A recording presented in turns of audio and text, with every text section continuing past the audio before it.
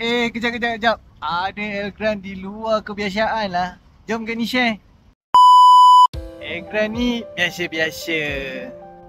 Elgrand ni pun biasa-biasa.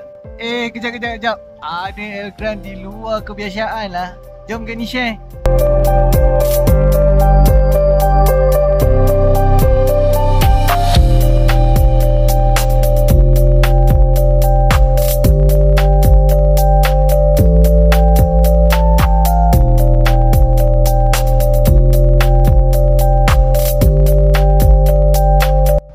Unit Elgrand ni adalah lain daripada yang ada tadi.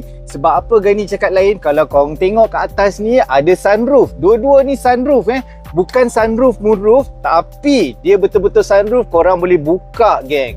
Paling win pasal Elgrand ni adalah second row passenger dia. Memang betul-betul selesa. Harga macam Voxy dan Stepwagon, tapi kau dapat kualiti Alphard yang di mana tempat duduk ni ada footrest sekali geng. Nampak tu, mantap.